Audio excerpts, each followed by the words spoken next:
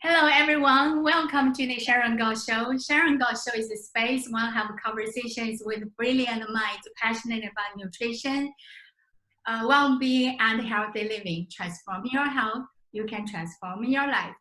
So today our guest is Cynthia Stern. Cynthia is known as an expert in the field of systems family couple therapy. She received her master's in a major of social welfare from USC. She has been licensed in the state of California for over 30 years.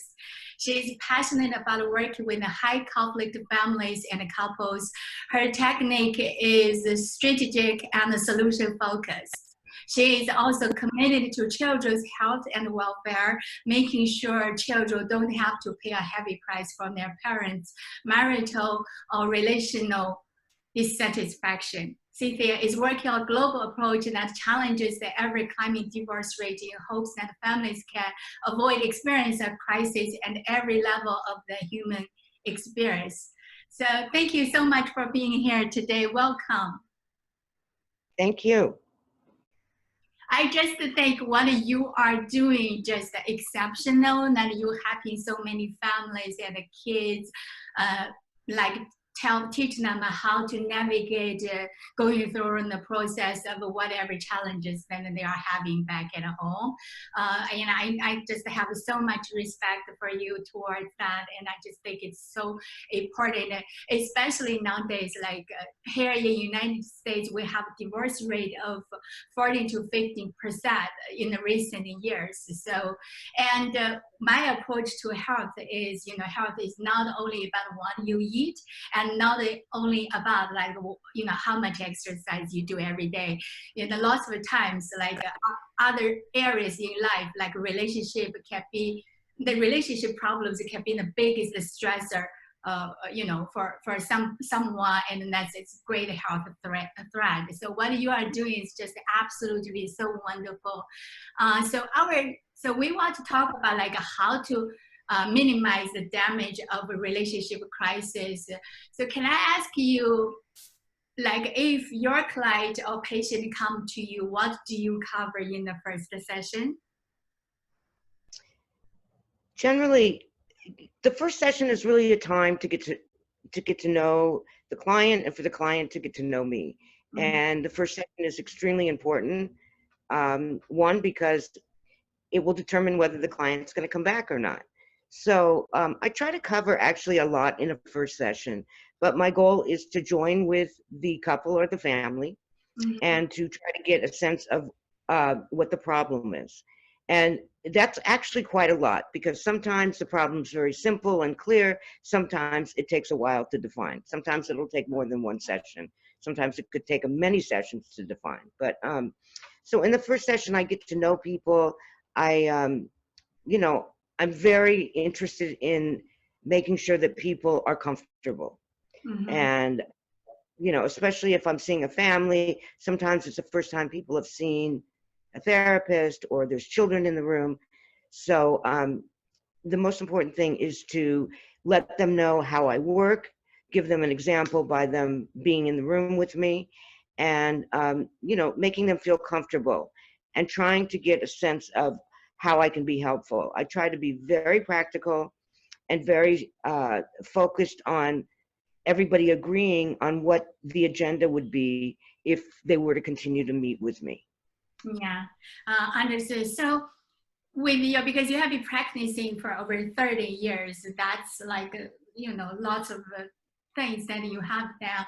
And what are the changes you think, like nowadays compared to before? Like, do you think more and more families are experiencing these difficulties, or always the same, or what are the new things you think? Well, I think, different generations go through different fads. Mm-hmm. So when you talk to people and you interview them about their childhood, they'll tell you, about a particular parenting style that might have occurred in the 50s or the 60s or the 70s. What I find today is parenting styles that are popular. Mm-hmm. Not everyone subscribes to them, but so many of the popular parenting styles are very different in terms of families being very child-centered. And I see this a lot. I see that Couples are overworked, and they often put everything into their child, and they don't spend much time for themselves or for their relationship. So I feel like that. I don't know if families are really so different, but obviously the challenges are very different. And of course, with COVID, it's been extremely challenging for families with everyone home under the same roof. Yeah, Because imagine that. if you have any issues that are going on, they tend to really escalate during this COVID period. So most psychotherapy practices have been very busy over COVID. Yeah, I can imagine that, people are under traumatic stress, right? So like, yeah, so yeah. So when you decide to work with a client, so what kind of strategies do you use to facilitate change? Well, one thing is I try to, with whether I'm working with an individual or a couple or a family, when they bring in their story about what is the problem or what they're suffering from, people tend to be stuck. And change is a very difficult challenge in life. I think that it's one of our biggest challenges. I think that it's easy to talk about wanting to make change, but it's really takes a commitment to change. And So I find that I think it's because getting older, it's more difficult for us to do something different because we just have this everything like kind of fixed, right? Like our thoughts and our habits and our patterns, it just kind of fixed. It's very uncomfortable and difficult to do something different. Yeah. right. And I think that may be true of any age, depending on your personality. Yeah. So, one of the things to actually go back to your first question and then to segue into this one, in the first session, I make some assessment about whether I'm going to go with a direct intervention or indirect. And what I mean is, when I have people that I believe, most people by nature resist change, and they resist people telling them what to do. I think that all of us have that in us, that we want to resist what somebody else tells us.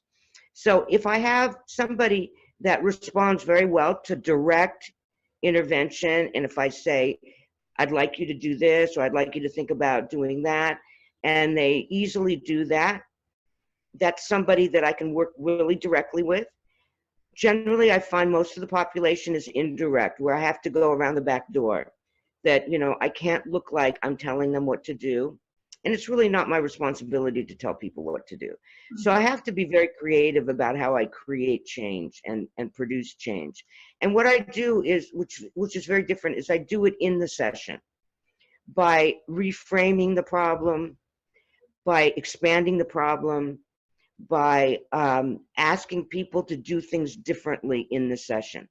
Mm-hmm. And those are called enactments. So I actually have people do things that they wouldn't do at home. So a couple will come in, or a family, and they're screaming and they're yelling, and I'll ask them, stop. And I'll say, you might think I'm obnoxious. You might think that, I'm aggressive, but you can do this at home. If you're coming here to do something different, let's try something different.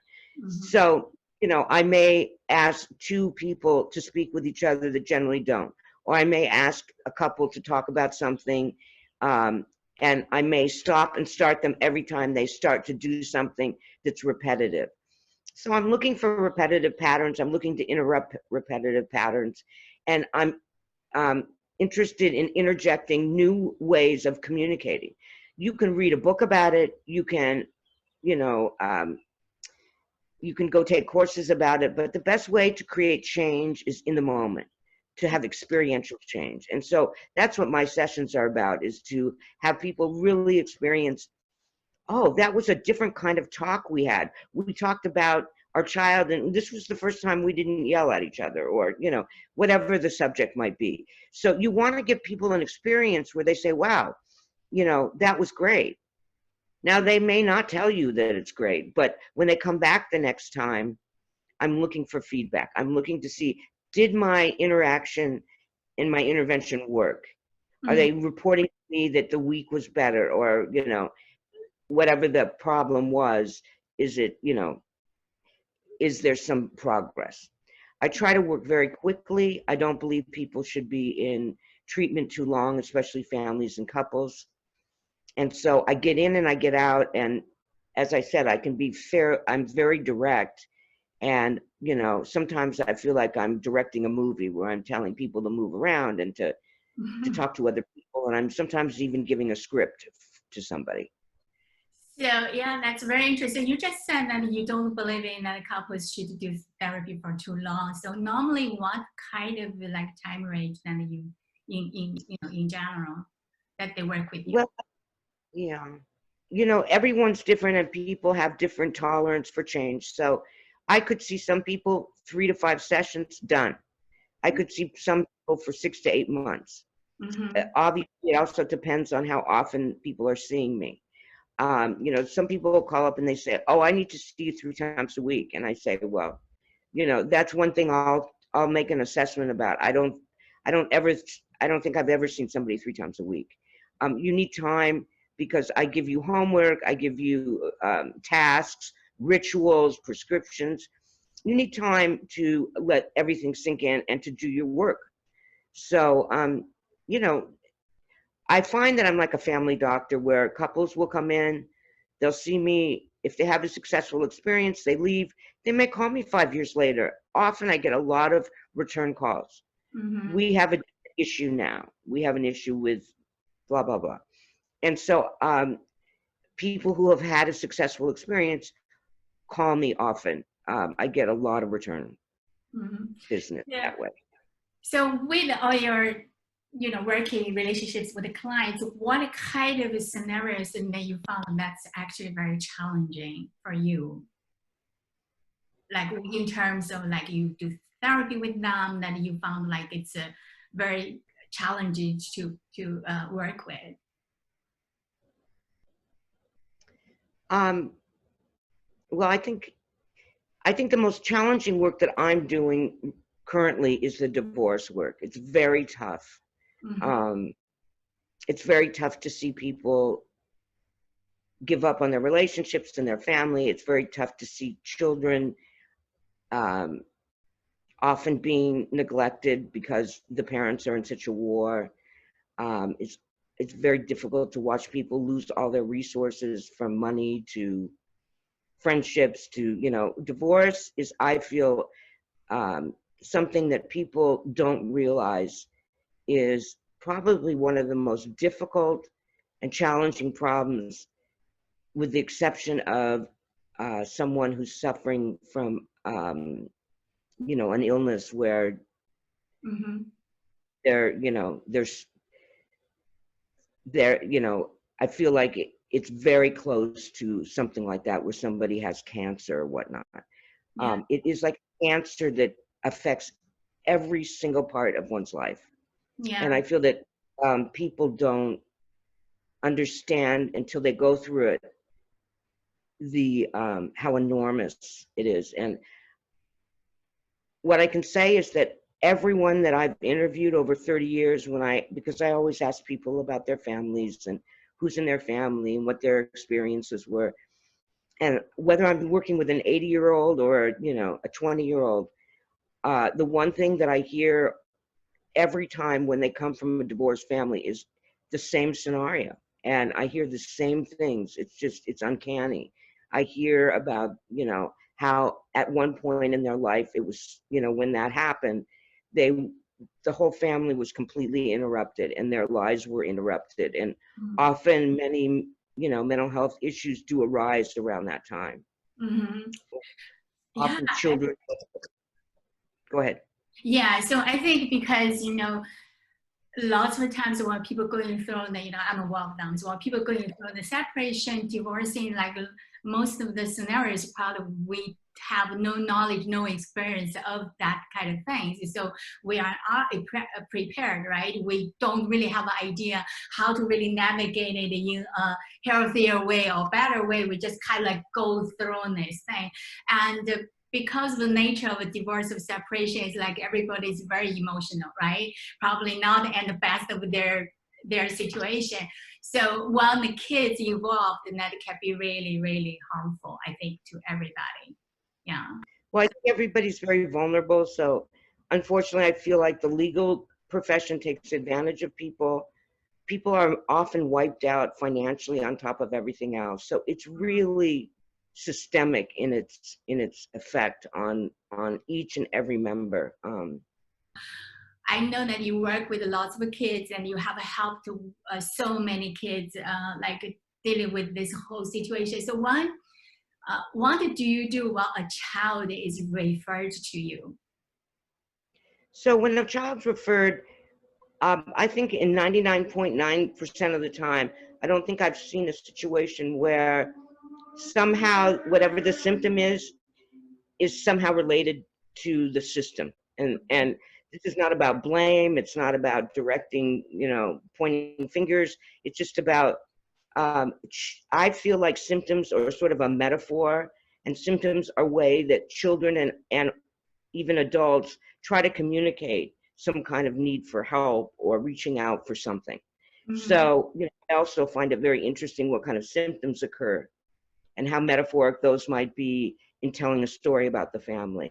So often when I refer to a child, I ask for the first interview to be with the entire family, because in that interview, I can get more information than I can get in 10 sessions. And I'll never get that information if I see a child individually, because you can't see what the interaction is and how the child works with the parents and how the parents work with the child unless they're all in the room. So generally, I do a first session with everyone, and I make an assessment, and I decide who I'll work with. And sometimes I'll work with the child and the parents. Sometimes I'll just work with the parents for a while and then bring the child back in. My theory is always to tell the child, you need to be, if you're 14, you need to be 14 and having fun. Being in therapy is not, not something that, you need to be doing necessarily. I mean, some kids need to, okay? But often when I see that it's clearly a parental or a relational issue between the parents and how they're dealing with the kid, I will work with the parents first. And generally the symptoms will disappear or, transform at some point pretty quickly if the parents are willing to work together. Yeah. Where it's very difficult is, the most difficult is working with children of divorce, where the parents are in a battle and they don't talk to each other, but somehow they need to parent a child. And all of their anger and upset with each other runs through the kid. And so the kid ends up getting what we call triangulated. So often kids will respond by drug abuse, a variety of different things to say, get me out of the middle. I don't want to be here, Often if a child looks like one parent, that can be a real problem. Sometimes I find in abuse cases, often a kid will look so much like the parent that the other parent can be very abusive because they can't differentiate that child from their hate and anger towards the ex-spouse. So there's a lot that occurs in divorce situations that are very challenging. Yeah. And so, go ahead. Sorry. So my commitment is to try to help people avoid the pitfalls of what so many people get into, because as you said, when they're so vulnerable, so often the first thing is they go to a lawyer. They know nothing about the process, and they're just taken down this road at $400 an hour, $600 an hour, or whatnot. So what I do is if I'm seeing, for instance, if I'm seeing a couple and they decide they're going to separate or divorce, I ask them if they want to do the mediation and get everything done before they go to the lawyer, or get as much done as possible. This way, they save thousands and thousands and thousands of dollars, because each hour with an attorney is expensive. And if you're fighting because you're not really processing your emotional stuff, it can be 10 hours deciding on a couch because they're fighting about other things. Right. So I try to prepare families and couples for all the challenges and all the things that they're going to have to decide on in separating their lives. And then I refer them to a legitimate family lawyer who's not going to completely take advantage of them. And so, I can save people probably hundreds of thousands of dollars. I don't know that they can appreciate it because they haven't had the experience of spending all their money. But they should know a lot of people around them that have spent everything and lost their homes and whatnot. Mm-hmm. Yeah, well, those situations can be so challenging. I mean, what you are doing just absolutely so beneficial and so helpful. And, not just the couples don't know how and what, also just like you said, because it's so emotional, they're just incapable of seeing things in a rational way, right? Like just normally just dragged into the situations with paying lawyers lots of money, or fighting with each other is just really very, very negative situation ended up. Yeah. So so we talked about like you help them to to go through the change and the change situations. So what kind of things, like what kind of interventions do you use to produce this kind of change? With divorcing families? Yeah, with the diverse families or with the kids who are involved in the middle of the whole crisis. Part of what I'm saying is that if I make an assessment that the parents need to approach whatever problem that the kid's coming in with, and I do a lot of questioning about what is their reaction to whatever the behavior is that the child is having. Mm-hmm. If it's a drug problem or out of control problem, talking back, whatever the problem is, I will ask the parents how they dealt with it.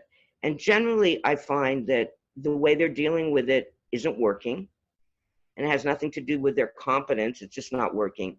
Mm-hmm. And when you're that close to it, it's hard to be creative about how to deal with an acting out child or whatever is going on with your child. So I really give them different, I challenge them with different ways in which to approach the child and how to approach the child. Often the thing that can work so easily is to involve the parent that's less involved in the parenting, and to give the parent that's overwhelmed with parenting a bit of a break. So I often say to somebody, hey, Dad, you're working too hard with your son or your daughter. You need to take a bit of a break. Let's negotiate how you guys are going to respond to Joey when this happens. And Mom, Joey needs you now at this point in your life, his life. He needs you a little bit more central. So just in that alone, in shifting sometimes how they approach the child and who's more involved. Sometimes it's a matter of the child needing and wanting the other parent, and that parent not really being Mm-hmm. available or sort of disengaged. Yeah. So, I will say to parents, your daughter's crying out for help. For instance, I've just been working with a family where the daughter was referred for depression. And it's really clear to me that she's just screaming to the father, the parents are separated, but the father lives in some back house, which is a completely difficult situation for the whole family. But the daughter really needs a relationship with the father. She's 17. She really needs that connection, and he's fairly disengaged. So again, I'm trying to get him to I said, you need to set up a schedule as if you are in two separate households, and have some kind of custody schedule where you see each kid every week, because they're living in the same place, but he doesn't come into the house, and it's a very odd situation. So those are the kinds of things that I do. I mean, there's a variety of things. Mm-hmm. Some stuff that I can do, depending on the problem, can be really wild. Sometimes I do rituals with people when, for instance, a couple comes in and somebody has cheated on somebody or whatnot. I may give a ritual that's really intense for the couple, to sort of metaphorically move through it. I think that's one of the most difficult things for people to move through in a relationship when there's been some kind of betrayal. Yeah, definitely. That can be really challenging. I guess I read articles about like what's the biggest reasons that cause people to go through the divorce, and that is number one a reason, yeah, like betrayal, that they felt the sense of like, cannot trust the other person anymore. So that they cannot go forward anymore. So if there is one thing, let's just say there are so many families out there with the kids and they are actually going through this whole separation, divorcing situation. If there is one thing that you want to tell them, what is it? Like with your experience, like what kind of suggestions you want to give them if there is one thing, then most important thing. Well, I'll give the suggestions. Unfortunately, people don't listen very often, but obviously, if you were to follow a good rule book, you would find some third party so that you could negotiate your things without the children being involved. And you would take good care of yourself individually during this time, because it's a highly emotional time. It's a time where probably people's health can really be affected. And develop your own support systems and pay attention to your kids, because they're watching, they're responding, and they really need you. So those are the things that are so very important and so very difficult for people to really make happen.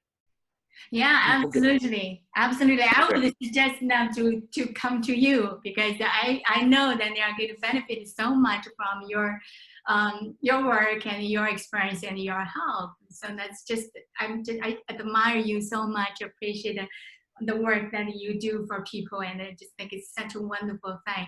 So if somebody wants to get in touch with you, what's the best way that for them? I have a website, Cynthia Stern, and you can always go to Psychology Today and see my credentials and whatnot. Or people can email me at lcswstern@gmail.com. So those would be the particular ways people could get in touch with me. Just in ending, I think what I wanted to say is, we're not a country that particularly looks at prevention. And since I've gone through so many years of working with families, and families have opened their lives up to me, they've been gracious enough to do that, I've learned a lot. And once you learn a lot of information, sometimes you're able to take that and say, how can I help prevent some of these things? Mm-hmm. So one of the things that I started looking at and started to become very interested in is, how do we affect change early on? And could we introduce certain concepts to children, maybe at puberty, where we talk about communication, male-female communication being very different. And when I say that, I mean the male in me and the female in me, the male in you, the female in you, to talk about in general what male behavior looks like, what female behavior looks like, and how do we interpret that. What I find in most couples, just in general, is they interpret things so differently. Women have, I always laugh with the husbands about the women's way of communicating, to get some kind of compliment or whatnot. How do I look in this dress? Do I look too heavy? Do I look this way?